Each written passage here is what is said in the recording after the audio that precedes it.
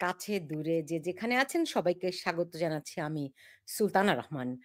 আ আজকে আমার সঙ্গে অতিথি হিসেবে রয়েছেন আওয়ামী লীগের সাংগঠনিক সম্পাদক এস এম কামাল। কামাল জনাব কামাল আপনাকে স্বাগত জানাচ্ছি। খুব ধন্যবাদ। সরাসরি আলোচনায় আমি চলে যেতে চাই আজকে। আমরা জানি যে আ শেখ হাসিনা আওয়ামী লীগের সভানেত্রী। তিনি আ ৬ জন নেতার সঙ্গে বৈঠক করেছেন। আ খুবই সৌহার্দ্যপূর্ণ ছিল নাকি আপনাদের বৈঠক আমি যেটা শুনেছি। আ সেই বৈঠকটি কোন প্রেক্ষাপটে হলো? কি হলো বৈঠকে যদি একটু আমাদেরকে জানাতেন? সবার আগে জানতে চাই শেখ হাসিনা কেমন আছেন? তাকে কেমন দেখলেন? সম্ভবত এই ১ম তাকে সশরীরে দেখলেন। শোনেন, বৈঠকটা আমাদের সাথে অনলাইনে হইছে এবং যতদূর উনার সাথে যে কথা হইছে, হুম? উনি ভালো আছেন। উনার সাহসিকতা এবং উনার ডিটারমিনেশন আমাদেরকে অনুপ্রাণিত করছে। যেটা বিভিন্ন পত্রিকায় বের হইছে সরাসরি আমাদের সাথে ওইভাবে দেখা হয়। অনলাইনে কথা হয়েছে। আর ওকে। আ আপনারা ৬ জনই কেন? মানে কিসের বেসিসে আরকি এই ৬ জনকে নির্ধারণ করা হলো? না, আরো অনেকের সাথেই উনি কথা বলবেন অনলাইনে। ঠিক আছে? জি, হয়তো এই মানে ৬ জন, ৬ জন করে বা ৬ জন আমরা ৭ জন ছিলাম। ৭ জনকে অনলাইনে কথা বলছে। সরাসরি উনার সাথে আমাদের দেখা হয়নি। অনলাইনে কথা হইছে। এক জায়গায় করে আমরা ৬ জনে অনলাইনে উনার সাথে কথা বলেছি। হুম? জি। নির্দেশনা যা উনি প্রতিদিন তৃণমূলের কর্মীদের দিচ্ছেন, সেইভাবে নির্দেশনা দিচ্ছেন। আমি আপনার যেটি বলতে চাই, আজকে আ বাংলাদেশের অবস্থাটা কি? আগস্ট মাস আমাদের কাছে খুব বেদনাদায়ক মাস।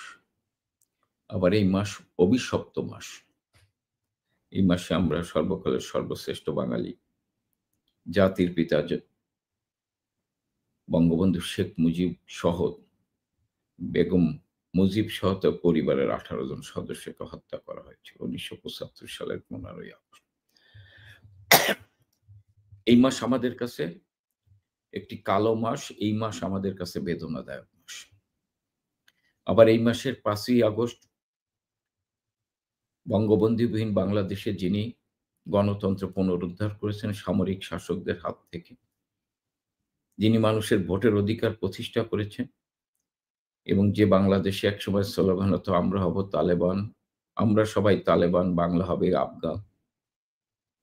সেই বাংলাদেশকে জননেত্রী শেখ হাসিনা জনগণের রায় নিয়ে গণতন্ত্র পুনরুদ্ধার করে মানুষের ভোটের অধিকার প্রতিষ্ঠা করে এক অনন্য উচ্চতায় নিয়ে গিয়েছিলেন।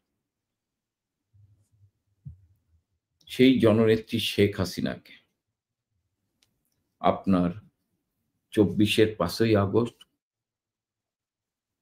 জঙ্গি, স্বাধীনতা বিরোধী জামাত শক্তি এবং বিশ্ব সাম্রাজ্যবাদ শক্তির ষড়যন্ত্রের কারণে এবং সাম্রাজ্যবাদের ক্রীড়ানক যিনি দেশকে লিজ দিয়ে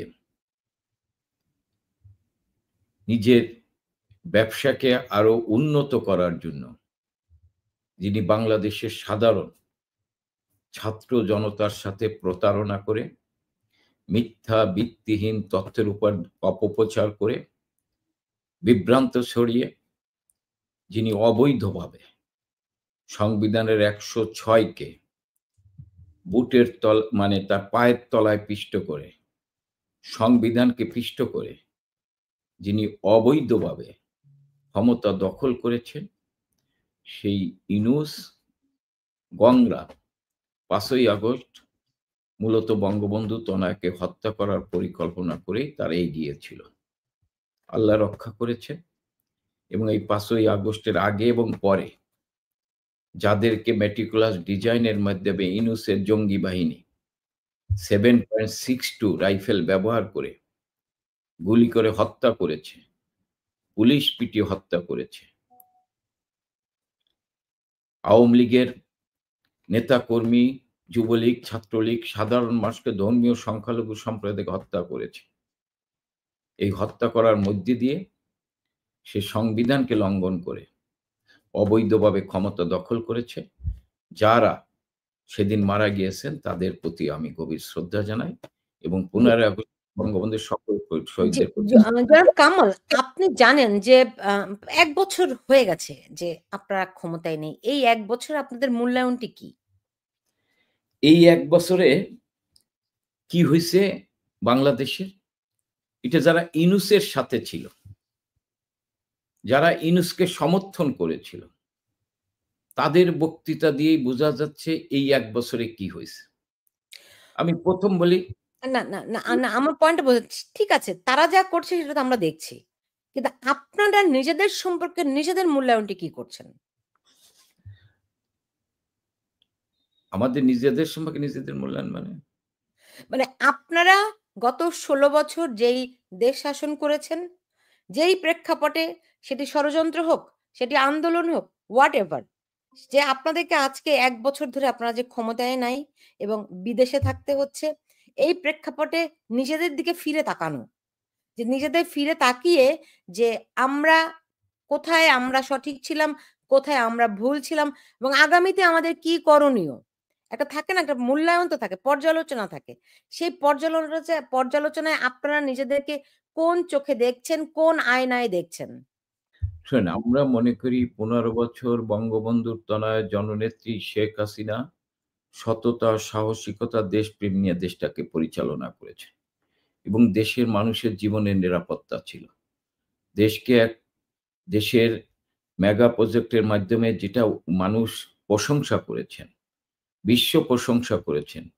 যেমন আপনি পদ্মা সেতু করেছেন, মেট্রো রেল করেছেন, আপনি স্যাটেলাইটের যুগে প্রবেশ করেছেন, পারমাণবিক চুল্লি স্থাপন করেছেন, ৫৬০ টা আধুনিক মসজিদ স্থাপন করেছেন। প্রায় ৮ লক্ষ যাদের ঘর নাই, জমি নাই তাদেরকে ঘর দিয়েছেন। আজকে শেখ হাসিনা বাংলাদেশকে এক অনন্য উচ্চতায় নিয়ে গেছেন। হ্যাঁ? আবার আপনি প্রশ্ন করতে পারেন যে আমাদের আমলে দুর্নীতি হইছে। তাদের বিরুদ্ধে ব্যবস্থা নিয়েছে। আমাদের আমলে যে হত্যা খুন হয়নি, যারা হত্যা খুন করছে সঙ্গে, সঙ্গে তাদের বিরুদ্ধে বিচারের আওতায় আনা হয়েছে। আমাদের আজকে আপনি বাংলাদেশের ইতিহাসে ৯ মাসে আমি এই জানুয়ারি থেকে জুনের এই সরকারের তুলনায় আর আপনার বঙ্গবন্ধু তো না ১৫ বছর রাষ্ট্রীয় ক্ষমতায় ছিল। আমি একটু তুলনা দেই তাহলে আমাদের ভুল ত্রুটি কোথায় আপনি তুলে ধরতে পারবেন। আমি যদি বলি শুধু সাংবাদিকদের ক্ষেত্রেই বলি যে আজকে প্রায় কতজন সাংবাদিক আজকে চাকরিচ্যুত হইছে। আপনি একজন উপদেষ্টাকে প্রশ্ন করার কারণে ৩ জন সাংবাদিক চাকরিচ্যুত হয়। একটা নিউজ মিডিয়া বন্ধ করে দেয়া হয়। আজকে জনকণ্ঠ পত্রিকা দখল করেছেন। জনকণ্ঠ সেইরকম অনেক পত্রিকা দখল করেছেন। এটা হচ্ছে সংবাদপত্রে কতজন সাংবাদিক গ্রেপ্তার আছে? কতজন সাংবাদিককে হত্যা করা হয়েছে? কতজন সাংবাদিককে চাকরিচ্যুত করা হয়েছে? আপনার কাছে নিশ্চয়ই রিপোর্ট আছে। কিন্তু বাংলাদেশে বঙ্গবন্ধুর তনয়া জননেত্রী যখন শেখ হাসিনা রাষ্ট্রীয় ক্ষমতায় ছিল, তখন কিন্তু কোন সাংবাদিককে চাকরিচ্যুত করা হয়নি। সুনির্দিষ্ট কারণ ছাড়া। দলীয় কারণে কোন সাংবাদিককে চাকরিচ্যুত করা হয়নি। এবং টেলিভিশনের টক শো গুলোতে যেভাবে তীর্যক ভাষায় সরকারের সমালোচনা করা হতো, কোন টেলিভিশনের টক শোতে কোন সঞ্চালককে নিয়ন্ত্রণ করা হয়নি। আজকে আ আজকে বাংলাদেশে কোথায় আবার আপনি যদি বলেন গুম কামাল খুনের ভাই, দিক আমার হুম, একটা কথা শুনেন। আপনি আ আপনি একটা গণতান্ত্রিক দল, একটা রাজনৈতিক সরকার এবং আ বাংলাদেশের ইতিহাসে সবচেয়ে দীর্ঘ সময় ক্ষমতায় থাকা সরকার। রাইট? এবং একটা ল্যান্ডস্লাইড ভিক্টরি নিয়ে এই সরকার ১ম ক্ষমতায় এসেছিল। আপনি সেই সরকারের সঙ্গে তুলনা করছেন এই অনির্বাচিত সরকারের, সেই সরকারের সঙ্গে তুলনা করছেন আপনারা যাদেরকে ষড়যন্ত্রকারী সরকার বলছেন। পরিস্থিতি এরকমই হওয়ার কথা। কিন্তু আমি বলতে চাচ্ছি আপনারা নিজেদের দিকে তাকাচ্ছেন কিনা? একটা গণতান্ত্রিক সরকার একদমই যে কেউ চাকরি যায়নি কোনো সাংবাদিকের তা তো নয়। একটা আমি আ আমি কিন্তু এটা বলিনি। আমি কিন্তু সুনির্দিষ্ট কারণ ছাড়া জি। ঢালাওভাবে কোন সাংবাদিককে চাকরিচ্যুত করা হয়নি। সুনির্দিষ্ট কারণ ছাড়া চাকরিচ্যুত হয়নি আমি অস্বীকার করি নাই। সুনির্দিষ্ট কারণ ছাড়া, হ্যাঁ? ঢালাওভাবে এইভাবে কোন কাউকে চাকরিচ্যুত নেই। এবং বিচারহীনতায় কেউ কিন্তু ছিল না। আজকে আপনি দেখেন বাংলাদেশে এই ৬ মাসে জানুয়ারি থেকে জুন পর্যন্ত খুন হয়েছে ১,৯৩০ জন। এবং আপনার নারী শিশু নির্যাতন হয়েছে 11,008 জন। এবং আমি যদি বলি যে মসজিদের মতো জায়গায়, পবিত্র জায়গায় ৯ বছরের ময়নার রক্তাক্ত লাশ পাওয়া যায়। জি। মন্দিরে না, রক্তাক্ত এইসব হয়। ঘটনা বাংলাদেশে আগে কখনোই ঘটেনি। কখনোই ঘটেনি। এটা বাত নিয়ে আমার কোনো দ্বিমত নেই। কিন্তু আমি যেটি জানতে চাই, ধরেন যেদিন ৫ই আগস্ট, গত বছর ৫ই আগস্ট ঢাকা শহরে আওয়ামী লীগের মতো একটা বাংলাদেশের মাটির গভীর থেকে উঠে আসা একটা দল, সেই দলের ৫ই আগস্টে কি জানলাম যে তাদের ওয়ার্ড ঢাকা শহরে ওয়ার্ডের কোনো কমিটি নাই। তো দীর্ঘদিন ক্ষমতায় থাকার কারণে দল অনেকখানি মানে জনবিচ্ছিন্ন ছিল কিনা? এই বিষয়গুলো আপনারা দেখছেন কিনা? শুনেন, দল জনবিচ্ছিন্ন ছিল না, সাংগঠনিক কাঠামো যে অনেক জায়গায় ছিল না আমি অস্বীকার করব না। ঢাকা শহরে আমরা তখন নতুন করে কমিটি করার প্রক্রিয়ার জন্য জননেত্রী শেখ হাসিনা নির্দেশনা দিয়েছিলেন, কমিটি প্রক্রিয়াধীন। সমস্ত জায়গায় সম্মেলন হয়েছিল কিন্তু কমিটি ছিল না, এটা ঠিক। কমিটির ঘোষণা হবে এর ভিতরেই আন্দোলন শুরু হয়েছে এবং আমাদের নেতাকর্মীরা কিন্তু সবসময় মিছিল মিটিং এর প্রস্তুতি ছিল। আপনারা দেখেছেন, হ্যাঁ। আপনি যদি বলতে পারেন যে ৫ই আগস্টের আগে আপনাদের কোনো সভা সমাবেশ দেখিনি।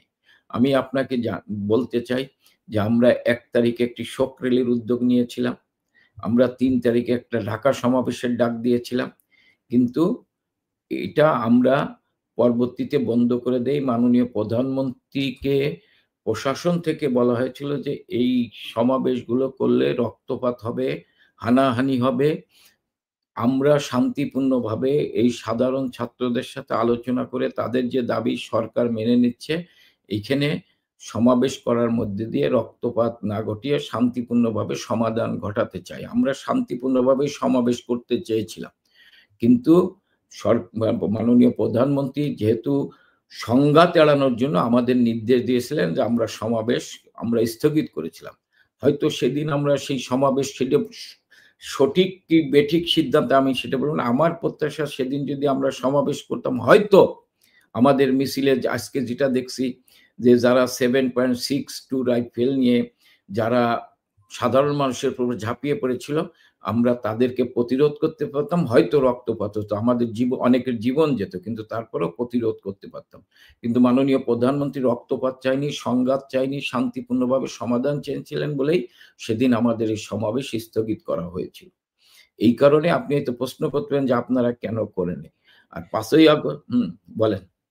হ্যাঁ, না আমি এই কারণে প্রশ্নটি করছি না। ধরেন ১ বছরে আমরা জানি যে ধরেন আ আ আ অন্তত ১০০ র উপরে এমপি এই মুহূর্তে আটক আছে, গ্রেফতার প্রায় আ কয়েক লাখ আ কর্মী আপনার গ্রেফতার আছে। কিন্তু তারপরও ১ বছরে ঘুরে দাঁড়াতে কি পেরেছেন আপনারা? শোনেন, আমরা যখনই ঘুরে দাঁড়ানোর চেষ্টা করছি তখন মব সন্ত্রাস করছে। আজকে আপনি Hume Bangladesh human rights crisis তার হেডলাইনটা কি? Rule without mandate, death without judicial trial. 47 প্রায় ৪৭ জন এক্সট্রা জুডিশিয়াল কিলিং হইছে। আজকে আওয়ামী লীগের শত, শত নেতাকর্মীকে মব সন্ত্রাসের নামে পিটিয়ে হত্যা করা হয়েছে। আজকে প্রায় ৩,৯০,০০০ আমাদের নেতাকর্মীকে গ্রেপ্তার করেছে। আপনি যেটা বলেছেন ১১০ জনের মতো এমপি, আমাদের কেন্দ্রীয় নেতা মন্ত্রী তাদেরকে গ্রেপ্তার করে তাদেরকে মানসিকভাবে নির্যাতন করা হচ্ছে।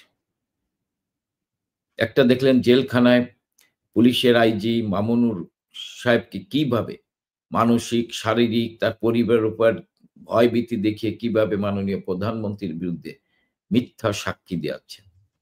আজকে কিভাবে মাননীয় প্রধানমন্ত্রী যারা হত্যাকাণ্ডের জন্য দায়ী, যারা আপনি দেখেন এটা 'প্রথম আলো', 'ডেইলি স্টার' পত্রিকার মতো পত্রিকার মানে নিউজ যে আপনার ৫ই আগস্ট হইতে ৮ই আগস্ট পর্যন্ত ৩২৯ জন হত্যাকাণ্ড হয়েছে।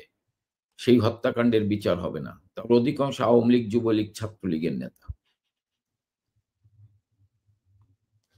আজকে বাংলাদেশটাকে একটা অন্ধকারের দিকে নিয়ে যাচ্ছেন। আজকে বাংলাদেশ সন্ত্রাসের বাংলাদেশ, আজকে বাংলাদেশ জঙ্গিদের বাংলাদেশ, আজকে বাংলাদেশ খুনিদের বাংলাদেশ এবং বাংলাদেশটাকে অর্থনৈতিকভাবে দেউলিয়া করে দিচ্ছে। এবং মিথ্যা তথ্যের উপর ইনুস দাঁড়িয়ে ইনুস তার সকল সুবিধা সে নিয়ে যাচ্ছেন, সে নিজে দুর্নীতির আশ্রয় নিচ্ছেন এবং আজকে বাংলাদেশের ছাত্রদের সে যারা ছাত্র নামধারী নেতৃত্ব দিচ্ছেন তাদেরকেও আজকে গোটা তরুণ সমাজকে সে দুর্নীতির দিকে ঠেলে দিচ্ছেন। আজকে একজন পতিতদশা আইনজীবী সুপ্রিম কোর্টের তিনি বলেছেন যে আন্তর্জাতিক দুর্বৃত্তদের দখলে আজকে বাংলাদেশ। আজকে যাদের বাংলাদেশের নাগরিক না, বিদেশি নাগরিক, বিদেশি পাসপোর্ট, তারা আজকে বাংলাদেশকে অবৈধভাবে জোর করে সংবিধানকে পায়ের তলায় পিষ্ট করে তারা দেশ পরিচালনা করছেন এবং তাদেরকে জামাত বিএনপি সহযোগিতা করছেন। আপনি দেখেন এই যে মাইলস্টোন স্কুলের ছাত্ররা, সাধারণ ছাত্ররা যে অগ্নিদগ্ধ হয়ে মারা গেল, অনেক মায়ের কোল খালি হলো, আহাজারি আত্মনাদ।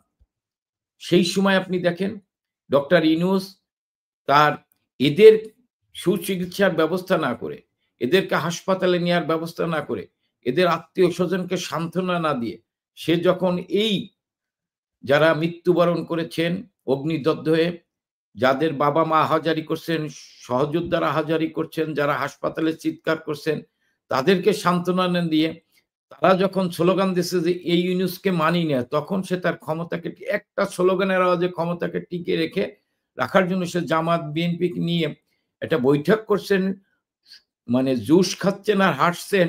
একটা শোক প্রস্তাবও ওই মিটিং এ নেননি, আপনি দেখেছেন। অর্থাৎ সাধারণ মানুষের প্রতি তার দায়বদ্ধতা, দেশের প্রতি তার দায়বদ্ধতা, এটা ডক্টর ইউনূসের নাই। ডক্টর ইউনূস ৬৬৬ কোটি টাকা কর মওকুফ করেছেন।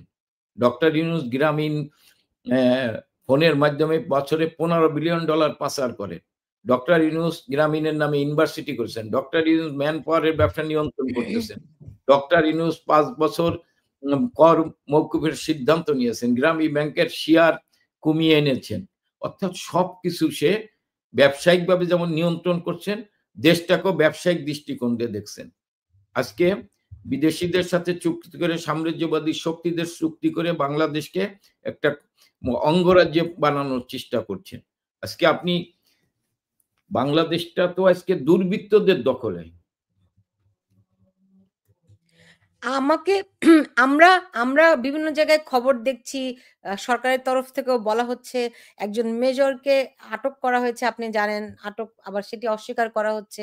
যাই হোক, বলা হচ্ছে বসুন্ধরা কনভেনশনে আওয়ামী লীগের কর্মীরা তাদেরকে প্রশিক্ষণ দেয়া হচ্ছিল গেরিলা যুদ্ধের জন্য। এরকম অনেক রকম কথাবার্তা শুনতে পাচ্ছি। আওয়ামী লীগ কি সত্যি গেরিলা যুদ্ধের প্রশিক্ষণ নিচ্ছে? শোনেন, আওয়ামী লীগ সবসময় জনগণকে সাথে নিয়ে অপশক্তির বিরুদ্ধে লড়াই করেছেন, ফ্যাসিস্টদের বিরুদ্ধে লড়াই করেছেন। আওয়ামী লীগ, হ্যাঁ, ৭১ সালে আওয়ামী লীগ এর নেতৃত্বে সেনাবাহিনী, পুলিশ, আপনি ইপিআর এর সদস্যরা এবং সাধারণ মানুষরা, সাধারণ ছাত্ররা, কৃষক, শ্রমিক, ছাত্র জনতা সবাই বঙ্গবন্ধুর ডাকে সাড়া দিয়ে সেদিন তারা যুদ্ধ করেছিল।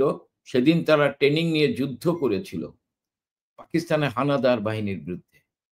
আর এটা পাকিস্তানের হানাদার বাহিনীর প্রেতাত্মারাই রাষ্ট্রীয় ক্ষমতায়। তাদের বিরুদ্ধে আমরা মনে করি তাদের অপশাসন, দুঃশাসন, লুটপাট, সন্ত্রাস, জঙ্গিবাদ, মব সন্ত্রাসের বিরুদ্ধে বাংলাদেশের জনগণকে ঐক্যবদ্ধ করেই এদেরকে আমরা বিদায় করব। আমাদের গেরিলা ট্রেনিং এর প্রয়োজন হয় না। কারণ আমাদের বাঁশের লাঠি আমাদের জন্য যথেষ্ট, জনগণই আমাদের জন্য, জনগণই আমাদের মূল শক্তি। আজকে দেখেন জনগণের সাথে প্রতারণা করেছেন। ৫ই আগস্টের আগে জনগণের সাথে প্রতারণা করেছেন, জনগণকে মিথ্যা তথ্য দিয়েছেন, জনগণকে বিভ্রান্তি করেছেন, অপপ্রচার করেছেন। আজকে তারাই স্বীকার করছেন। আপনি দেখেছেন ঢাকা বিশ্ববিদ্যালয়ের শিক্ষক প্রফেসর আকাশ বলছেন যে এটা জুলাই গণ অভ্যুত্থান না, এটা প্রতারণার জুলাই। জনগণের সাথে প্রতারণা করেছেন। দেবপ্রিয় ভট্টাচার্য এখন কি বলছেন? বিদ্রূপ করে বলছেন যে এই সরকারের মতো ভালো সরকার আমার জীবনেও দেখি না। এই সরকারের উচিত তাড়াতাড়ি বিদায় নেওয়া। এবং তিনি বলছেন এই সরকার রাষ্ট্রীয় ক্ষমতা আসার পরেই প্রায় আপনার ৩৭ লক্ষ মানুষ, নারী পুরুষ কর্মহীন হয়ে পড়েছেন, তার ভিতরে 18 লক্ষ হচ্ছেন নারী।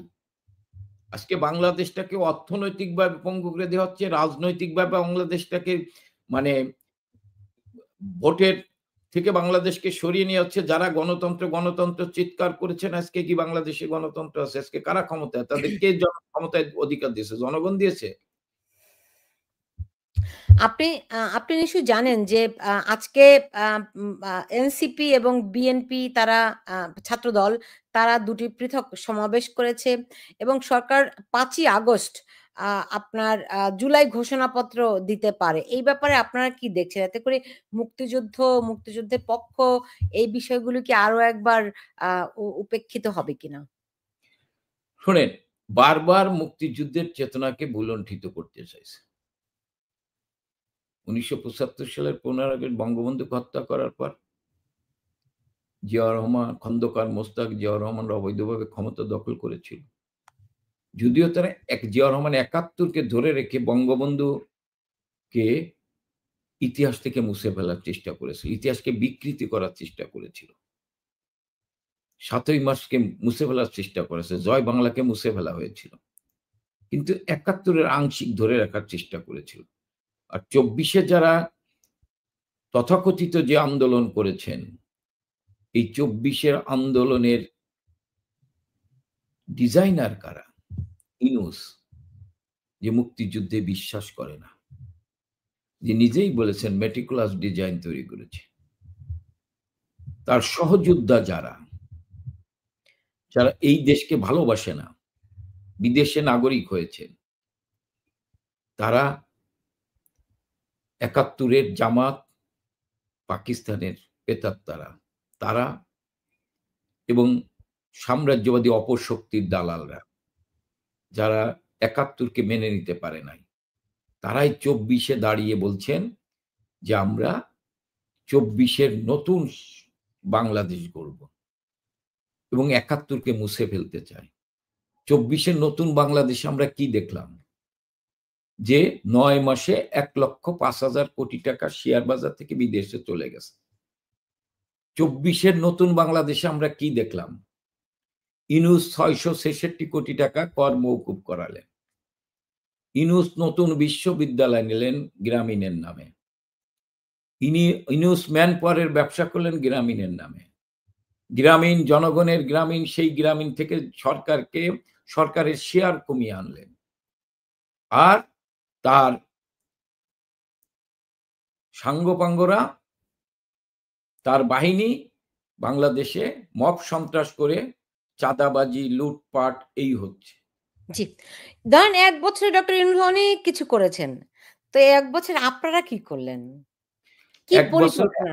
এই যে যেই তরুণরা আপনারা বলছেন বিভ্রান্ত হয়েছে, তাদের দিক নির্দেশনার জন্য আপনারা কি করছেন? তাদের বিভ্রান্তি কাটানোর জন্য কি করছেন?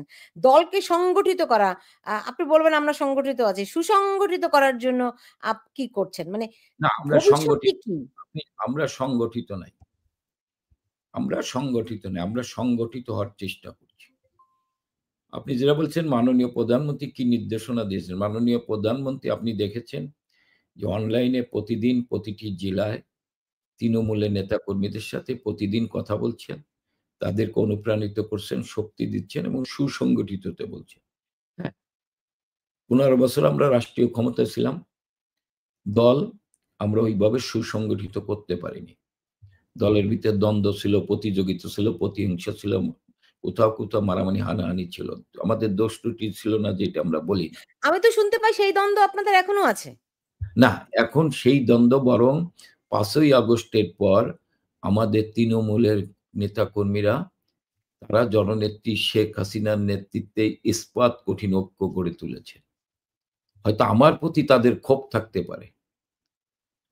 আমি জননেত্রী শেখ হাসিনার আকাঙ্ক্ষা অনুযায়ী দলকে দায়িত্বপ্রাপ্ত হিসাবে দলকে ওইভাবে সুসংগঠিত করতে পারিনি, সেই ক্ষোভ আমার প্রতি থাকতে পারে। কিন্তু এখন তারা মনে করে যে আজকে আমাদের প্রিয় নেত্রীকে অবৈধভাবে, অসাংবিধানিকভাবে এবং ষড়যন্ত্র করে তাকে হত্যা করার চেষ্টা করে তাকে ক্ষমতাচ্যুত করা হয়েছে। আমাদের প্রিয় নেত্রী দেশের প্রশ্নে মাথা নত করেননি বলে তাকে ক্ষমতাচ্যুত করা হয়েছে। আমাদের প্রিয় নেত্রী করিডোর দিতে চায়নি, আমাদের প্রিয় নেত্রী সামরিক ঘাঁটি করতে দিতে চায়নি, আমাদের প্রিয় নেত্রী দেশকে কারো কাছে লিজ দিয়ে ক্ষমতায় থাকতে চায়নি, যার ফলে আমাদের প্রিয় নেত্রীর বিরুদ্ধে আজকে জাতীয় আন্তর্জাতিক ষড়যন্ত্রকারীরা ইউনূস তথাকথিত মেটিকুলাস ডিজাইনের মাধ্যমে মিথ্যা তথ্য অপপ্রচার করে সাধারণ মানুষের সাথে প্রতারণা করে তাদেরকে মিথ্যা তথ্য সরকারের জননেত্রী শেখ হাসিনার সরকারের বিরুদ্ধে মিথ্যা তথ্য দিয়ে অপপ্রচার করে জাতীয় আন্তর্জাতিকভাবে সরকারের ভাবমূর্তি ক্ষুণ্ণ করার চেষ্টা করেছে এবং জনগণকে সাধারণ ছাত্রকে জননেত্রী শেখ হাসিনার সরকারের বিরুদ্ধে আপনার তাদেরকে মানে ঐক্য তাদেরকে দিয়ে জননেত্রী শেখ হাসিনার বিরুদ্ধে তাদেরকে ঐক্যবদ্ধ করেছিল। এটা ছিল ষড়যন্ত্র।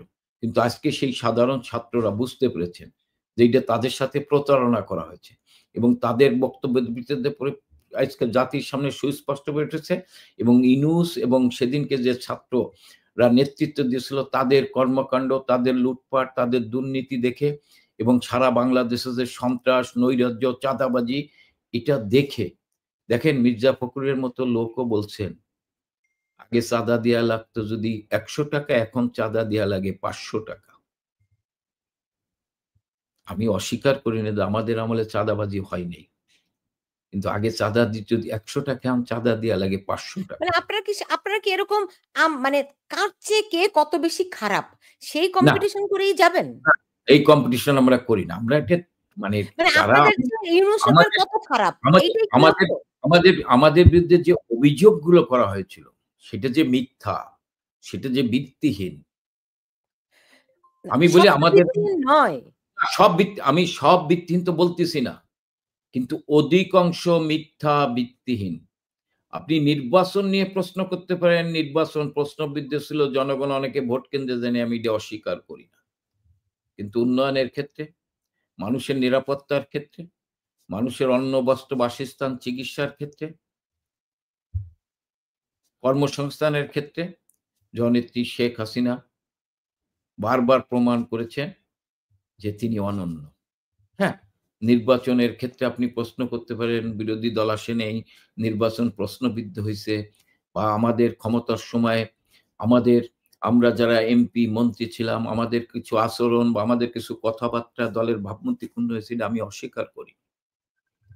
কিন্তু জননেত্রী শেখ হাসিনার বিরুদ্ধে যে ষড়যন্ত্র হয়েছে, এই ষড়যন্ত্রের মূল কারণ হচ্ছে তিনি দেশকে কারো কাছে বন্ধক দিতে রাজি হয়নি। দেশের ১ ইঞ্চি জমি কাউকে দিয়ে উনি ক্ষমতায় থাকতে চায়নি। উনি যদি বিদেশি শক্তির সাথে আপোস করতেন, উনি ক্ষমতাচ্যুত হতেন না। কিন্তু উনার কাছে আগে দেশ বড়। দেখেন একটা উদাহরণ দেই। আমাদের বিরুদ্ধে বলা হয় যে আমরা ভারতকে সুযোগ সুবিধা দিয়েছি। যদি সুবিধা তাহলে ট্রান্সশিপমেন্ট বাতিল হওয়ার পর কই? এই সরকার তো বলেনি যে ভারতের ২,০০০ কোটি টাকা লস হচ্ছে, বাংলাদেশের ২,০০০ কোটি টাকার উপরে লস হচ্ছে। এটা বাংলাদেশের বাণিজ্য উপদেষ্টা বলেছেন। তাহলে শেখ হাসিনা তো বাংলাদেশের মানুষের সাথে ট্রান্সশিপমেন্ট চুক্তি করেছিলেন। তাহলে এইভাবে মিথ্যা তথ্য, মিথ্যা অপপ্রচার করা হয়েছিল। শেখ হাসিনা তো এই আপনারা ঘটনা যদি সাংগঠনিকভাবে সক্রিয় থাকতেন, সাংগঠনিকভাবে জনগণের সঙ্গে থাকতেন, তাহলে কি এই মিথ্যা কথাগুলো মানুষের ভেতরে প্রতিষ্ঠিত করা পারত তারা? হ্যাঁ, এটা আপনি যেটা বলছেন যে আমরা সাংগঠনিকভাবে যদি প্রতিটি তৃণমূলে আমরা যদি এই কর্মকাণ্ড করতে পারতাম, হ্যাঁ, তারা এটা মিথ্যা তথ্য এটা হয়তো কিছুটা করতে পারত। কিন্তু যেভাবে করতে পেরেছে এইভাবে পারত না। আমি আপনার এই কথা। কিন্তু শুধু এই সাংগঠনিকভাবে শক্তিশালী হতে পারিনি বলে যে ক্ষমতা আপনারা সাংগঠনিকভাবে অত শক্তিশালী ছিলেন না কেন? কি নিয়ে আপনারা ব্যস্ত ছিলেন? না, আমি বলছি সাংগঠনিকভাবে শক্তিশালী ছিলাম না বলেই যে জননেত্রী শেখ হাসিনার থেকে তার বিরুদ্ধে যে আন্দোলন গঠিয়েছে না। না, এটা আমি সেটা এটা বলছি না। সেটা আপনার কাছে আমার প্রশ্ন আছে। কিন্তু এটা আপনি ধরেন আমাকে বলুন যে আপনারা সাংগঠনিক কর্মকাণ্ড বাদ দিয়ে আপনারা কি নিয়ে ব্যস্ত থেকেছিলেন? আমি আপনার বলি সাংগঠনিক দুর্বলতার কোন আমরা সাংগঠনিক কর্মকাণ্ড করেছি। কিন্তু ২ টা জায়গায় আমরা সাংগঠনিকভাবে ক্ষতিগ্রস্ত হইছি। অর্থাৎ আমরা যখন উপজেলা নির্বাচন করেছি, তখন ধরেন শক্তিশালী বিরোধী দল মাঠে না থাকার কারণে নিজেদের ভিতর প্রতিযোগিতার কারণে দূরত্ব বেড়েছে। অনেক জায়গায় প্রতিহিংসা হয়েছে নিজেরা, নিজেরা। লাস্ট যখন জাতীয় সংসদ নির্বাচন করেছি, যখন বিরোধী দলগুলো নির্বাচনে আসেনি, শক্তিশালী বিরোধী দলগুলো, হ্যাঁ, শক্তিশালী বিরোধী দল বিএনপি যখন নির্বাচনে আসেনি, তখন আমাদের দলের অনেক প্রার্থী স্বতন্ত্র নির্বাচন হয়েছে, সেটাকে আমরা কোনো বাধা দেইনি। এই নির্বাচন জননেত্রী শেখ হাসিনা নির্বাচনকে গ্রহণযোগ্য করার জন্য যাতে অধিকাংশ ভোটাররা ভোট কেন্দ্রে যায়, প্রতিযোগিতামূলক হয়, প্রতিদ্বন্দ্বিতামূলক হয়, এই কারণে কিন্তু জননেত্রী শেখ হাসিনা আমাদের দলের দায়িত্বপ্রাপ্ত নেতারা বা পদধারী নেতারা স্বতন্ত্র ইলেকশন করলে তাদেরকে নিষেধ করেন। আমি একটু শেষ করছি। সেই ক্ষেত্রে এই নির্বাচন জননেত্রী শেখ হাসিনা যে উদ্দেশ্যে এই নির্বাচন করার সুযোগটা করে দিয়েছিলেন, আমরা যারা নির্বাচন করেছিলাম নৌকার প্রার্থী বা স্বতন্ত্র প্রার্থী, আমরা এই মেসেজটাকে ধারণ না করে নিজেরা জিতার জন্য যেমন প্রতিযোগিতা ভোট কেন্দ্রে আনার চেষ্টা করেছি, আবার অনেক জায়গায় প্রতিহিংসায় রূপ নিয়েছে। নিজেদের ভিতরে সংঘর্ষ হয়েছে, যার ফলে তৃণমূলের নেতা কর্মীদের ভিতরে দ্বিধাদ্বন্দ্ব হয়েছিল, প্রতিযোগিতার জায়গায় প্রতিহিংসা রূপ নিয়েছিল। এটা হয়েছিল। ও কিন্তু যখন ২০১৮ সালে ২০১৮ সালে তো বিএনপি এসেছিল। ২০১৮ সালের নির্বাচনে কিন্তু বিএনপি তখন কিন্তু আওয়ামী লীগের ভিতরে কোনো, হ্যাঁ, মানে নিজেদের ভিতরে কোনো নিজেরা ঐক্যবদ্ধ ছিল। হ্যাঁ? এটা আমি বলি। কিন্তু পরবর্তীতে আওয়ামী লীগের তৃণমূলের নেতাকর্মীরা ঐক্যবদ্ধ হয়েছিল। ৫ই আগস্টের আগেই ঐক্যবদ্ধ ছিল। যখন বিএনপি, জামাত এবং ইউনূসরা এই ষড়যন্ত্র করতেছিল, তখন আওয়ামী লীগের নেতৃবৃন্দ ঐক্যবদ্ধ ছিল এবং প্রতিরোধ উম সব আ আম জায়গায়। আ জনাব কামাল, আমাকে একটা জিনিস বলুন। আমরা তো গত ১৫ বছর ধরেই আপনাদের মুখে শুনেছি, শেখ হাসিনার মুখে শুনেছি যে ষড়যন্ত্র হচ্ছে, রাইট? তো সেই ষড়যন্ত্র মোকাবেলার জন্য আপনাদের সাংগঠনিক কি কোন রকম কোন প্রস্তুতি ছিল? সাংগঠনিক প্রস্তুতি ছিল। কিন্তু আমরা সংঘাত এড়ানোর জন্য আমরা সাংগঠনিকভাবে শো করতে পারিনি। দেখেন, আমি আপনার একটা কথা বলি। আমরা বিএনপি জামাত যখন ২৮ অক্টোবর ২০২৩ আপনার মনে আছে তারা সমাবেশ ডাকলেন, সরকার উৎখাতের সমাবেশ ডাকলেন। যেদিন তারা প্রধান বিচারপতির বাড়িতে হামলা করেছিল, সেদিন কিন্তু আমরাও আপনার বায়তুল মোকাররমের দক্ষিণ গেটে সমাবেশ করেছিলাম। আমরা সমাবেশ করেছিলাম বলে আমরা শান্তিপূর্ণভাবে সমাবেশ করেছিলাম এবং কোথাও কোনো সংঘাত হয়নি। শান্তিপূর্ণভাবেই বিএনপি জি। যদিও সংঘাত করার চেষ্টা করেছে, কিন্তু কোনো রক্তপাত হয়নি, সেদিন বন্ধ হয়েছিল। আমরা এরকম সমাবেশ করার ঘোষণা দিয়েছিলাম যে আমরা শান্তি শৃঙ্খলা স্থিতিশীল অবস্থা যাতে নিরাপদ থাকে ঢাকার শহরে, আমরাও সমাবেশ করব। সমাবেশ করা সবার গণতান্ত্রিক অধিকার। বিএনপি ছাত্ররা সমাবেশ না। করবে। কামাল ভাই শুনেন।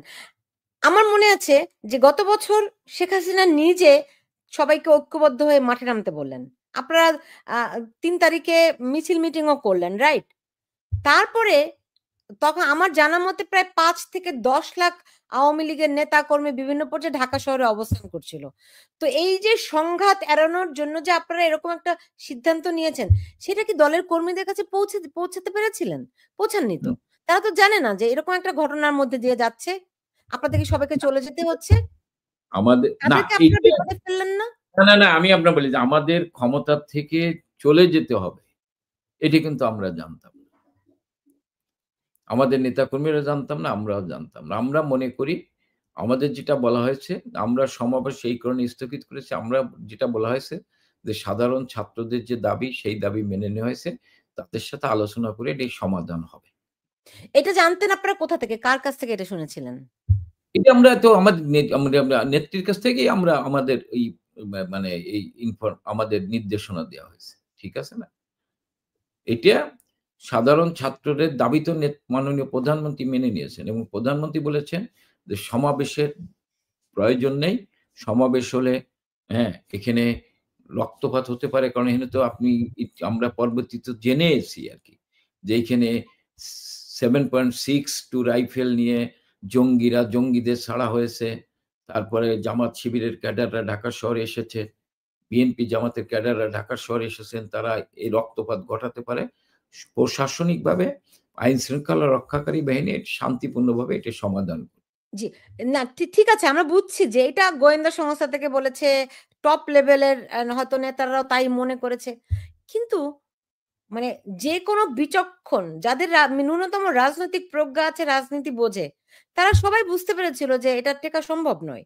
আপনারা তাহলে কি রকম রাজনীতি করেছেন? জনগণের সঙ্গে আপনাদের আদৌ কোনো সম্পর্ক আছে কিনা? এই প্রশ্নটি ওঠে কিনা বলুন?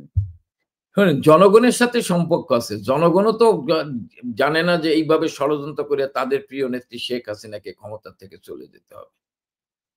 এটা আপনি বলতে পারেন যে যারা ষড়যন্ত্র করে তারা বুঝতে পেরেছে। আমরা তো ষড়যন্ত্রের সাথেই জড়িত না। আমরা বুঝবো যে আমরা মনে করি জনগণ আমাদের সাথে আছে, আমরা পারবো। হ্যাঁ, এইটা ধরেন বাংলাদেশে আমরা ১৫ বছর রাষ্ট্রীয় ক্ষমতায় ছিলাম। জননেত্রী শেখ হাসিনার নির্দেশে মানুষের দুঃখ কষ্ট আমাদের অনেকের আচরণের কারণে মানুষের ভিতরে ক্ষোভ বিক্ষোভ ছিল। কিন্তু জনগণ চাইছে বঙ্গবন্ধুর তনয় সরকার প্রধান হিসেবে দেশ পরিচালনা করুক। আমি তো যেটা বললাম সেই ক্ষেত্রে জনগণও এটা বুঝতে পারেনি যে তাদেরকে সামনে রেখে আজকে এই ষড়যন্ত্রকারীরা তাদের প্রিয় নেত্রী শেখ হাসিনাকে ক্ষমতা থেকে উৎখাত করবে। এটা ক্ষমতা থেকে তো জনগণ শুধু উৎখাত না, এগুলিতে এখন তো আমরা সবাই এটা মোটামুটি নিশ্চিত যে ওই মূল উদ্দেশ্য ছিল শুধুমাত্র আওয়ামী লীগকে ক্ষমতাচ্যুত করা নয়, শেখ হাসিনাকে নির্মমভাবে হত্যা হত্যা করার করে। পরিকল্পনা তাদের ছিল। পরিকল্পনা এই ছিল, বিষয়গুলো এই বিষয়গুলো শেখ হাসিনা এখন কিভাবে দেখছেন? আপনাদের সঙ্গে এই বিষয়ে কোনো কথা হয়েছে? এটা তো বঙ্গবন্ধু তো নয় শেখ হাসিনা তো বলেন যে আমার তো জীবনটাই হচ্ছে বারবার আমাকে হত্যা করার চেষ্টা করা হয়েছে। উনি তো ২০০৪ সালের ২১ আগস্ট আপনি জানেন। আল্লাহ রক্ষা করেছেন। একটা গ্রেনেড যদি ট্রাকের উপর পড়তো, তাহলে জননেত্রী শেখ হাসিনা সহ আওয়ামী লীগের ১ম সারির নেতারা কেউ বাঁচত না। আল্লাহ রক্ষা করছে। ১-১১ র সময় তাকে গ্রেপ্তার করে সোলো পয়জন দিয়ে হত্যা করার চেষ্টা করেছে। আল্লাহ রক্ষা করেছে। এরকম অনেকবার তার উপরে হামলা হয়েছে বিএনপির উপর, বিএনপির সময় এরশাদ সাহেবের উপরে তার উপরে হামলা হয়েছে তাকে হত্যা করার জন্য। আল্লাহ রক্ষা করেছে। উনি বলেন যে, "আমার জীবন তো হ্যাঁ, যেকোনো সময় আমাকে হত্যা করতে পারে।" উনি এই ঝড়, ঝঞ্ঝা, জীবনের রিস্ক নিয়ে উনি দেশটাকে এগিয়ে নিয়ে যেতে চায়। উনি তো দেশের জন্য কাজ করেছেন। আজকে উনার পরিবারের নামে মিথ্যা তথ্য, মিথ্যা অপপ্রচার করা হচ্ছে। উনার নামে অপপ্রচার করা হচ্ছে। উনার ছোট বোনের নামে অপপ্রচার করা হচ্ছে। জনগণ একদিন এই অপপ্রচারের জবাব দেবে এবং জবাব দেওয়ার জন্য প্রস্তুতি নিচ্ছে। জি। দেখুন, আম আপনারা তো রাজনীতি করেন, আমি তো রাজনীতি করি না, হ্যাঁ? কিন্তু যেদিন আবু সাঈদের মৃত্যু হলো, সেদিনই কি বোঝা যায়নি যে সরকারের পতন হবে? না, আবু সাঈদের হত্যাকাণ্ডের ভিতর আমি দিয়ে কিন্তু বলেছিলাম, আমি হ্যাঁ, কিন্তু সেদিনই বলেছিলাম, আমার লেখাও আছে যে এইটা একটা গণ অভ্যুত্থানের সিম্পটম। এটা নূর হোসেন এরকম মোমেন্টাম তৈরি করেছিলেন, আসাদ এরকম মোমেন্টাম তৈরি করেছিলেন। তো আপনারা যারা রাজনীতি করেন, আপনাদের কাছে মনে হয় নাই যে এটা একটা সিম্পটম? না, এটা একটা ষড়যন্ত্রের ভেবে এটা আমরা বুঝতে পেরেছিলাম যে আমাদের মানে বিরুদ্ধে মানুষকে খেপিয়ে তোলার জন্য এইটা একটা ধরেন ষড়যন্ত্র। আবু সাইদকে এবং সঙ্গে, সঙ্গে নেত্রী কিন্তু এই ব্যাপারে অ্যাড্রেসও করেছিলেন। আবু সাইদের পরিবারকে ডেকে এনে আবু সাইদের মৃত্যুতে উনি শোক জানিয়েছেন এবং বলেছেন বিচার বিভাগে তদন্ত করা হবে। সঙ্গে, সঙ্গে কিন্তু উনি বলেছেন। আমরাও বুঝেছি যে এটি একটা ষড়যন্ত্র। কিন্তু ধরেন এই আপনারা কিন্তু আন্দোলন আগে বাড়তে পারেন। মানে একটু ঘুরে দেখা থাকে না? আমরা তাৎক্ষণিকভাবে আমাদের অনেক কিছু বোধে আসে না। ধীরে, ধীরে ধরেন আপনি বলছেন যে অনেকেই এখন বুঝতে পারছে যে এটা একটা ভুল ছিল, এটা একটা ষড়যন্ত্র ছিল। ওকে। সময়ের সঙ্গে, সঙ্গে মানুষের কিছু রিয়ালাইজেশন আসে। কিন্তু আপনারা এই কথাগুলো ১ বছর আগেও বলেছেন, এখনো একই কথা বলছেন। ১ বছরের মধ্যে কোনো কিছু বদলায়নি আপনাদের। কোনটা ১ বছর আগে কি বলছি একটু এই যে, বলেন না? যে এটা একটা ষড়যন্ত্র ছিল। এটা মানুষকে বিভ্রান্ত করা হয়েছে। শেখ হাসিনা ব্যবস্থা নিয়েছিলেন। তিনি শোক পালন করেছিলেন। মানে মানুষ কি গ্রহণ করেছিল? এই প্রশ্নটি আপনাদের জাগে কিনা? না, আমি মানুষ তখন গ্রহণ করেনি। আমি তো বললাম তখন মিথ্যা তথ্য বিভ্রান্তি করা হয়েছিল। যেটা প্রফেসর এম এ আকাশ বলেছেন। যে জুলাই গণ অভ্যুত্থানে কিন্তু প্রফেসর এম এ আকাশদেরও একটা সমর্থন ছিল। কিন্তু এটি গণ অভ্যুত্থান না। ওটা যে গণ ষড়যন্ত্র ছিল। এটি কিন্তু পরবর্তীতে এম এ আকাশ বলেছেন। তিনি কিন্তু বুঝতে পারেননি। জি, আপনি আমাকে বলুন এখানে আমার দর্শকরা একজন মন্তব্য করেছেন যে ভারতের প্রখ্যাত সাংবাদিক গৌতম লাহিড়ী একটি টক শোতে তিনি বলেছেন যে শেখ হাসিনা এবছরই দেশে ফিরবেন। তো আম আমার এই দর্শক জানতে চাচ্ছেন যে তার এই লাহিড়ীর এই কথার সত্যটা কতটুকু? এটি তো ধরেন বঙ্গবন্ধুর তা নয়তো যেকোনো মুহূর্তে দেশে যাওয়ার জন্য প্রস্তুত এবং আমরা সেইভাবেই দলকে সুসংগঠিত করছি এবং মানুষকে ঐক্যবদ্ধ করব। জননেত্রী শেখ হাসিনা যেকোনো মুহূর্তে জনগণ তাকে যেমন ৮১ সালে জনগণ তাকে নিয়ে গিয়েছে, আমি মনে করি জনগণ জননেত্রী শেখ হাসিনাকে নিয়ে যাবে। এবং যে সরকার জননেত্রী শেখ হাসিনার বিরুদ্ধে যে অপপ্রচার করে মানুষকে খেপিয়ে তুলেছিল, আজকে সেই মানুষই বলছেন শেখ হাসিনাই ভালো ছিলেন। এই মানুষ আজকে ধীরে, ধীরে ঘুরে দাঁড়ানোর মতো এই মানুষই একদিন এই অপশক্তির বিরুদ্ধে প্রতিরোধ গড়ে তুলবে এবং তাদের প্রিয় নেত্রীকে এবং সেদিন সময় বেশি দিন না।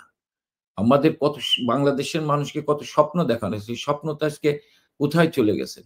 সেই শেখ স্বপ্ন হাসিনা কি আজকে আপনাদেরকে কিছু বলেছেন যে তিনি কবে আসতে পারেন? কিংবা আপনাদের কোন রকম কোন পরিকল্পনা এরকম কিছু আছে কিনা? না, আপার সাথে আমাদের যেটা বললাম তো অনলাইনে যেটা কথা হইছে, উনি দলকে সুসংগঠিত করতে বলছেন। যে আমি দল সুসংগঠিত হওয়ার ভিতর দিয়ে দেশের মানুষের আকাঙ্ক্ষা অনুযায়ী আমি দেশে যাব।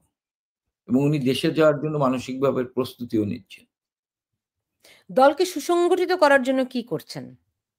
আমরা তৃণমূল পর্যায়ে কথা বলছি। কর্মীদের ধরেন হঠাৎ করে সারা বাংলাদেশে যেভাবে মব সন্ত্রাস হয়েছে তৃণমূল পর্যায়ে। একটা জয় বাংলা স্লোগান দিচ্ছে তাকে পিটিয়ে হত্যা করা হচ্ছে। একজন মানে আওয়ামী লীগের সমর্থক তাকে গ্রেপ্তার করা হচ্ছে। তাকে পাচ্ছে না তার মাকে নিয়ে বাবাকে নিয়ে যাচ্ছে। এমনিভাবে সারা দেশে তৃণমূল পর্যায়ে সন্ত্রাস হচ্ছে, মব সন্ত্রাস হচ্ছে, পুলিশের সন্ত্রাস হচ্ছে। যেভাবে দেখলেন গোপালগঞ্জে বাংলাদেশের আর্মি, যে আর্মি মুক্তিযুদ্ধের মধ্যে দিয়ে বঙ্গবন্ধুর নেতৃত্বে যে আর্মি বাংলাদেশ আর্মি প্রতিষ্ঠা হয়েছে। যে আর্মিকে বঙ্গবন্ধু তারা আধুনিক আর্মি হিসেবে গড়ে তুলেছেন। আর্মিদের বিভিন্ন ধরনের সুযোগ সুবিধা দিয়েছেন।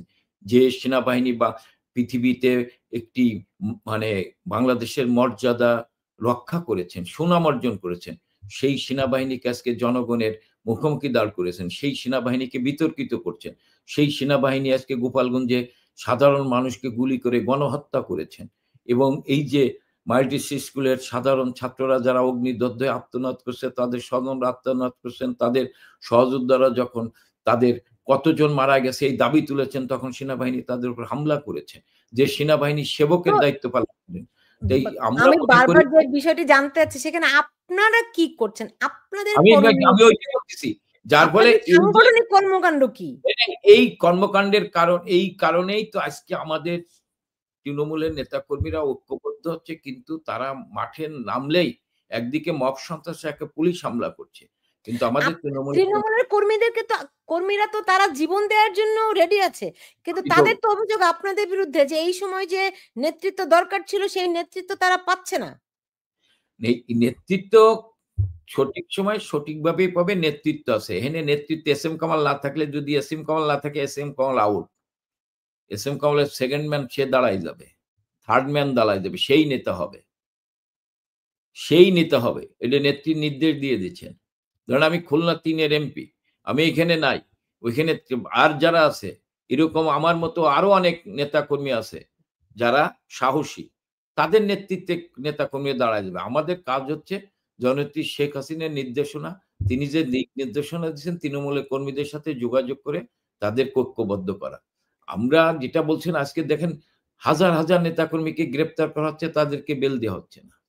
আমি তো বললাম যে ৩,৯০,০০০ নেতাকর্মী গ্রেপ্তার। তাদেরকে জামিন দেওয়া হচ্ছে না।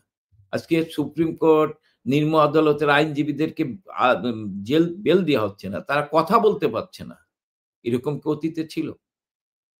আমরা মনে করি এইগুলো কাটিয়ে ওঠে যখন আমরা এখানে অবশ্যই এখানে এখানে একজন একটা প্রশ্ন করেছেন, নেতাদের অতিমাত্রায় তেলবাজি এবং হাইব্রিড নেতাদের ভিড়ে শেখ হাসিনার নৌকা ডুবে গেছে। এই অভিযোগ আমাকে অনেকেই করেন। আপনারা আপনারা শেখ হাসিনাকে অনেক সময় সঠিক কথাটি বলেন না। আপনাদের বিরুদ্ধে অভিযোগ এটা আপনার কথা বলছি না। মানে আপনারা যারা শীর্ষ নেতা রয়েছেন, তারা তারা সঠিক তৃণমূলের কর্মীরা কি মনে করছে, দেশের মানুষ কি মনে করছে, এই বিষয়গুলো তাকে সরাসরি আপনারা বলেন না। ওই যে ইয়েস স্যার, ইয়েস স্যার, এগুলোই হচ্ছে গিয়ে আপনাদের ধরন। এই কারণে নৌকা ডুবেছে কিনা?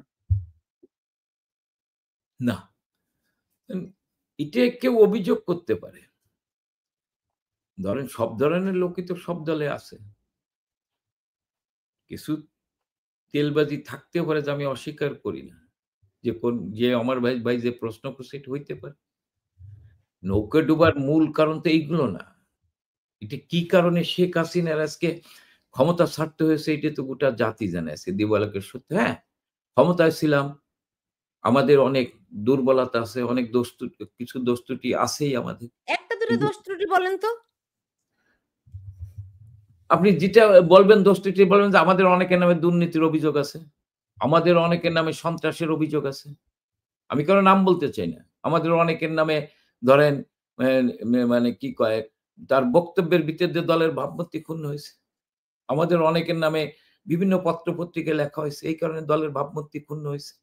আমাদের অনেক এমপি, মন্ত্রী, অনেক দলীয় নেতা, তাদের নামে পত্র-পত্রিকায় বিভিন্ন লেখা হইছে। সেই লেখার মধ্যে দিয়ে সাধারণ মানুষের একটা অনীহা তৈরি হইছে। ধরেন আমি এক এলাকার এমপি, আমার নামে তো কোথাও লেখা হইছে যে আমি সন্ত্রাসী করছি, আমি চাঁদাবাজি না, করছি, আপনার আমি নামে সবচেয়ে বড় অভিযোগ হচ্ছে গিয়ে আপনি পদ বাণিজ্য করেছেন। এটা আমি চ্যালেঞ্জ করলাম। বাংলাদেশে নর্থ বেঙ্গলে যতগুলো কমিটি হইছে, কোথাও ভোটে হইছে এবং কোথাও আমি নির্দেশনা নিয়ে কমিটি করেছি। এবং আপনি একটা জিনিস মনে রাখবেন, জেলা কমিটিগুলো হয়, হ্যাঁ? এটা হচ্ছে জেলার প্রেসিডেন্ট, সেক্রেটারি মিলে পূর্ণাঙ্গ কমিটি করে। কোন জেলার প্রেসিডেন্ট, সেক্রেটারি যদি বলতে পারে যে আমি এস এম কামাল কারো পক্ষে সুপারিশ করছি, আমি আজকে রাজনীতি থেকে রিজাইন দিয়ে দেব। এটি এরা করে। হ্যাঁ, যখন বাদ পড়ে তখন বলে যে এটা সাংগঠনিক সম্পর্কের দায়িত্ব। এখানে আমাদের একটা টিম আছে। একজন প্রেসিডেন্ট মেম্বার, একজন জয়েন্ট সেক্রেটারি, একজন সাংগঠনিক আরো মেম্বার মিলে আমরা এর তদারকি করি। কিন্তু এই কমিটি দেখুন, গুলো, এখানে এখানে একজন আপনাকে নিয়ে মন্তব্য করেছেন। হ্যাঁ, আমি বললাম যে আপনি কমিটি দুর্বল করে ফেলেছেন। আমি এই যে কমিটি, শেখ জুয়েল এমপি হওয়ার পর থেকে শেখ বাড়ি একটি সিন্ডিকেটের আঁকড়া হয়ে গিয়েছিল এবং খুলনার আওয়ামী লীগের রাজনীতি একেবারে দুর্বল করে ফেলেছিল। একজন না, দর্শক এই মন্তব্যটি করেছেন। খুলনায় তো আমি এমপি হইছি তো ৬ মাস। ঠিক আছে না? যারা এইগুলো বলে, আমি মনে করি চ্যালেঞ্জ করলাম। আমার নামে যে আপনি যেটা বলছেন বলে ভালো করছেন। আমার নামে যে অভিযোগ, এটা যদি কেউ বলতে পারে যে অমুক জেলার কমিটিতে আমি অমুককে ঢুকিয়েছি। হ্যাঁ, আমি কিছু সুপারিশ করছি। যারা ছাত্রলীগের প্রেসিডেন্ট সেক্রেটারি ছিল দুঃসময়ে ২০০১ থেকে ২০০৮ যারা লড়াই সংগ্রাম করেছেন, এটা তো আপনি বোঝেন জেলার প্রেসিডেন্ট সেক্রেটারি জেলাদের ভিতরে দ্বন্দ্ব প্রতিযোগিতা অনেকে বাদ পড়ে। আমি সুপারিশ করছি যে যারা ছাত্রলীগের প্রেসিডেন্ট সেক্রেটারি ছিল দুঃসময়ে ২০০১ থেকে ২০০৬ যারা লড়াই সংগ্রাম করেছে জামাত বিএনপির সেদিনকার অত্যাচার নির্যাতনের বিরুদ্ধে, তাদেরকে তো বাইরে তারা দিই। এখন কোথায়? আছে। সবার নামে তো মামলা। কেউ, কারো বাড়ি লুট হচ্ছে, কারো দোকান লুট হচ্ছে। সবার নামে বাংলাদেশে তো আপনার, আমাকে আজকে রাজশাহী থেকে একটা ছাত্রলীগের ছেলে ফোন দিল যে তার নামে মামলা। আজকে দেখেন, আপনি সারা বাংলাদেশে একটা মেয়ে পরীক্ষা দিতে গেছে রাজশাহীতে, তাকে শারীরিকভাবে নির্যাতন করা হয়েছে। তো সারা বাংলাদেশেই তো নির্যাতন হচ্ছে। এর ভিতর দিয়ে আমাদের কর্মীরা যে অনলাইনে ঐক্যবদ্ধ হচ্ছে, মিছিল করছে, আমি তো তারপরেও ধন্যবাদ জানাই যে তারা সুসংগঠিত হওয়ার চেষ্টা করছে। তো কর্মীরা যেরকম করে সংগঠিত হচ্ছে, আ আপনারা কিভাবে করে তাদের পাশে দাঁড়াচ্ছেন? ওই টেলিগ্রামের মাধ্যমেই? নাকি অন্য কোনো, মানে তাদেরকে আপনারা আশা ভরসা কিভাবে করে দিচ্ছেন? আমরা তাদের সাথে, তারা শোনেন, কর্মীরা যেখানে যে আছে কেউ হয়তো তাদের তার, টাকা নাই, পয়সা নাই, কোনো নির্দেশনা নাই, থাকার জায়গা নাই, খাওয়ার টাকা নাই, আইনি লড়াই করার মতো আইনজীবী নাই। আপনি যেটা বলছেন, আমরা নির্দেশনা দিয়েছি যে এলাকার এমপি, যে এলাকার নেতা, সেই এলাকার নেতাকর্মীরা অ্যারেস্ট হইলে তাদেরকে খোঁজখবর রাখা, তাদেরকে আইনি সহযোগিতা দেয়া। আপনি ফোন করে আমার নির্বাচনী এলাকায় খোঁজ নিয়ে দেখবেন, আমি হয়তো যতটুক দরকার ততটুক পারি না। ঠিক আছে না? আমিও তো একটা ঘরের ভিতর পালিয়ে আছি। যতটুক দরকার ততটুক পারি না। কিন্তু তারপরেও তাদেরকে বলবেন, জিজ্ঞাসা করে দেখবেন যে আমি খোঁজখবর নেই কিনা। এরকম সারা বাংলাদেশে আমাদের যারা নেতা আছে, তাদেরকে আমরা রিকোয়েস্ট করছি যে নেতা-কর্মীদের খোঁজখবর নেওয়ার লাগে। এবং অনেক জায়গায় নেত্রীর পক্ষ থেকেও আমরা যারা জেলখানায় আছে আমাদের নেতা-কর্মীরা তাদেরকে আমরা সহযোগিতা করছি। নেত্রীর পক্ষ থেকে জেলখানায় আছে তাদেরকে যেটা দেয়ার মতো সেটা দিচ্ছে না। কিন্তু সামান্য দিলেও তাদেরকে খোঁজখবর নেওয়া হচ্ছে। এটা ধরেন আমি যে বিভাগের দায়িত্ব সেই বিভাগে কিন্তু ঈদের আগে আমি এইগুলো খোঁজখবর নিয়েছি। এটা আপনাদের বলি। আর আমরা অনুরোধ করছি প্রতিটি জেলায় আমাদের নেতাকর্মীদের যারা কষ্টে আছে বা যারা জেলখানায় আছে তাদেরকে আইনি সহায়তায় দেওয়ার জন্য আমরা বিভিন্ন জায়গায় যোগাযোগও করছি। আর ধরেন হ্যাঁ, তারপরেও সেটা খুব বেশি কিছু না। তুলনায় অনেক কম। আমরা বুঝি আমাদের নেতাকর্মীরা খুব কষ্টে আছে। আমাদের নেতাকর্মীরা মানবতার জীবনযাপন করছে। সবচাইতে বেশি ছাত্রলীগের ছেলেরা মানবতার জীবনযাপন করছে। তাদের বিশ্ববিদ্যালয় থেকে ছাত্রত্বকে বাতিল করে দিচ্ছে। মেডিকেল কলেজের ছাত্রের ছেলেমেয়েরা, ঢাকা বিশ্ববিদ্যালয়ের ছেলেমেয়েরা, প্রতিটি বিশ্ববিদ্যালয়ের ছেলেমেয়েরা আজকে মানবতার জীবনযাপন করছে। আমরা সবাইকে বলছি যে তাদেরকে খোঁজ খবর নেওয়ার জন্য। হ্যাঁ? তো মানে কে নিবে বাংলাদেশে খোঁজ খবর? তাদের দেখুন আওয়ামী লীগের বিরুদ্ধে অ্যা টাকা-পয়সা লুটপাটের অনেক অভিযোগ আছে।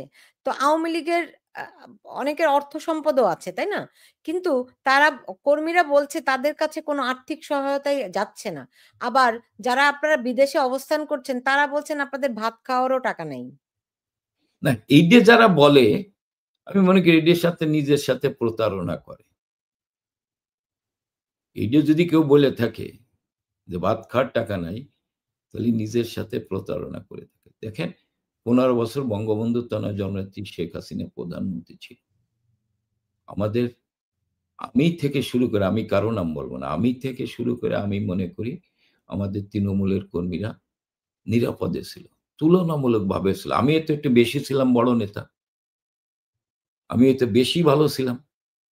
কিন্তু একজন তৃণমূলের কর্মী খারাপ ছিল না। এটুক বলব। কিন্তু হঠাৎ করে তাদের উপরে হামলাটা হয়েছে। হ্যাঁ? কারো বাড়ি লুট হয়েছে, কারো দোকান লুট হয়েছে। কেউ ব্যবসা করছে, তার সেই ব্যবসা বন্ধ করে দিছে। যার ফলে আর্থিকভাবে প্রতিটি নেতাকর্মী আজকে অসহায় হয়ে পড়ছে। বুঝছেন না? প্রতিটি নেতাকর্মী অসহায় হয়ে পড়ছে। হ্যাঁ? নেতাকর্মীরা যে ক্ষোভ প্রকাশ করছে এটাও ঠিক। আমরা অনেক এমপি, মন্ত্রী বা আমরা অনেক নেতারা আমাদের এলাকার তৃণমূলের নেতাকর্মীদের খোঁজখবর নিচ্ছি না, এটাও ঠিক। কিন্তু আমরা সবাইকে অনুরোধ করছি যে যার এলাকায় তৃণমূলের নেতাকর্মীদের খোঁজখবর নেন। আমাদের জি, প্রিয় কামাল ভাই নেত্রী আমি শেষ হ্যাঁ, প্রশ্ন আপনাকে করছি। সেটা হচ্ছে আমি শুনতে পাই যারা কলকাতায় আছেন কিংবা বিদেশের বিভিন্ন জায়গায় আছেন, বিশেষ করে কলকাতার সম্পর্কে অভিযোগটি বেশি পাই। আ তারা এখনো নাকি দলাদলি করছেন। নেতৃত্বে কে আসবে, কে আসবে না এ নিয়ে বেশ একটা দৌড়ঝাঁপ চলছে। এরকম অভিযোগও শুনছি। শোনেন আমি কলকাতায় নাই, একটু অনেক দূরে আছি বাংলাদেশের কাছাকাছি। আমি যেটা মনে করি এই ধরনের কোনো প্রতিযোগিতা নাই। এখন আমাদের দায়িত্ব হচ্ছে আমাদের তৃণমূলের কর্মীদের খোঁজখবর নেয়া, তাদেরকে সুসংগঠিত করা, যারা ধরেন কষ্টে আছে তাদের খোঁজখবর রাখা এবং ঐক্যবদ্ধ করা। আমাদের তো ঐক্যবদ্ধ করে জনগণকে সাথে নিয়ে লড়াই ছাড়া তো আমাদের হ্যাঁ, রাজপথে মানে আমাদের স্বাভাবিক জীবনে ফিরে যাওয়ার কোনো কায়দা নাই। আমরা যদি জনগণকে সাথে নিয়ে রাজপথে নামতে পারি, জননেত্রী শেখ হাসিনাকে যদি আমরা দেশে ফিরিয়ে নিতে পারি, তাহলেই আমরা এই অপশক্তির হাত থেকে দেশটাকে রক্ষা করতে পারব। এই কারণে আমরা মনে করি আমাদের এইটা ধরেন হয়তো মিডিয়ার সৃষ্টি হতে পারে যে আমাদের হ্যাঁ, প্রতিযোগিতা প্রতিদ্বন্দ্বিতা তো আছেই। সেই ক্ষেত্রে আমি মনে করি আজকে দলকে সুসংগঠিত করার ক্ষেত্রে জননেত্রী শেখ হাসিনার নির্দেশনা বাস্তবায়নের ক্ষেত্রে আমাদের ভিতর কোনো প্রতিযোগিতা, প্রতিদ্বন্দ্বিতা বা গ্রুপিং নাই। একটু হয়তো ধরেন বলেন এবং অথবা কোনো কিছু আপনার ২-১ টা মিডিয়া আছে যারা এই যে নিজেদের কর্মীদের আমাদের কর্মীদের মনোবল দুর্বল করার জন্য, দলকে করার ক্ষতি করার জন্যই তারা এই ধরনের প্রচার চালায়। আমাদের ভিতরে কোন ধরনের দ্বন্দ্ব নাই। জি। আমি ভাবছিলাম এটাই শেষ প্রশ্ন। কিন্তু আরেকটা প্রশ্ন করতেই হচ্ছে। সেটি হচ্ছে যে আপনারা আ উম মানে কবে নাগাদ দেশে ফিরবেন সেটি যেমন একটি বড় প্রশ্ন। আ আগে বলুন কবে নাগাদ দেশে ফিরবেন? আমি তো আজকেই আমি তো মানে বাংলাদেশে ৩০ সেকেন্ডের ভিতরে ঢুকতে পারবো। কিন্তু আমি ঢুকলে তো আমাকে মব সন্ত্রাস করে মেরে ফেলা হবে। আমার তো আদালতে, উচ্চ আদালতে তো আমি কোন পাবো না, নিরাপত্তা পাবো না। আমি যখন ওপেন হব, তখন তো আমি উচ্চ আদালতে নিরাপত্তা পাবো না। উচ্চ আদালতে আমাকে নিরাপত্তা দিক। হ্যাঁ, আমি যদি অন্যায় করে থাকি আমার বিচার হোক। আমার বিচারের পরে আমাকে জেলখানায় পাঠাক। কিন্তু আমাকে নিরাপত্তা দিক উচ্চ আদালত। আইনের শাসনটা প্রতিষ্ঠা হোক। আমি ৩০ সেকেন্ডের ভিতর হ্যাঁ, উপস্থিত হব ঢাকা হাইকোর্টে। আমাকে বলুক, এখনই বলুক যে, হ্যাঁ, আপনার নিরাপত্তা উচ্চ আদালত আপনার নিরাপত্তা দেবে। আমাকে হত্যা করা হবে না। জি। এই কথাগুলো আপনারা কিন্তু ১৫ বছর বিএনপিকে বলতেন। তারা না বিএনপি রাতে আমি রাতে আপনার বিএনপির আমলে একজন আইনজীবীকে গ্রেপ্তার করা হয়নি। হ্যাঁ, মির্জা ফখরুলকে গ্রেপ্তার করা হয়েছে। একটা মামলায় সাজা হয়েছে। এটা বলতে পারেন। পরবর্তীতে তাকে বেল দেওয়া হয়েছে। বিএনপির নেতারা কিন্তু বেল পেয়েছেন। তাদের নামে মামলা হয়েছে আমি অস্বীকার করি না। কিন্তু বেল পেয়েছেন। তো না এখন রাজনৈতিক এক সরকারের আমলেই যদি মানে বিএনপির মতো একটি দলের মহাসচিবকে আটক হইতে হয়, এটা তো অরাজনৈতিক সরকার, অনির্বাচিত সরকার, তাই না? আচ্ছা আমি শেষ প্রশ্ন আপনাকে করি। সেটি হচ্ছে যে আপনি আমার এই অনুষ্ঠানে বেশ কয়েকবার এম আকাশের কথা বললেন। তিনি এই সরকারের সমালোচনা করেছেন। তিনি বলছেন প্রতারণার জুলাই। আপনি দেবপ্রিয় ভট্টাচার্যের কথাও বললেন। এই দেবপ্রিয় ভট্টাচার্য এই সরকারের সমালোচনা। এরকম আরো অসংখ্য মানুষের কথা আপনি নিয়ে আসতে পারবেন যারা বর্তমানে এই ইউনূস সরকারের সমালোচনা করছে। তারা কিন্তু আপনাদেরও সমালোচনা করতেন। যখন আপনাদের সমালোচনা করতেন তখন তারা ভালো ছিল না। তখন তারা ষড়যন্ত্রকারী ছিল। না এখন তারা যখন ইউনূস আমরা সরকারের বলেছি আমার প্রশ্নটি হচ্ছে ভবিষ্যতে এইসব মানুষদেরকে আপনারা মূল্যায়ন করবেন? তারা ষড়যন্ত্রের জন্য কথাগুলি বলে না। তারা তাদের নিরপেক্ষ দৃষ্টিভঙ্গি জায়গা থেকে বলে। এই বিবেচনা বোধ কি আপনাদের তৈরি হবে? আমি এখনো বলি যে এম এ আকাশকে কখনো আমরা ষড়যন্ত্রকারী বলিনি।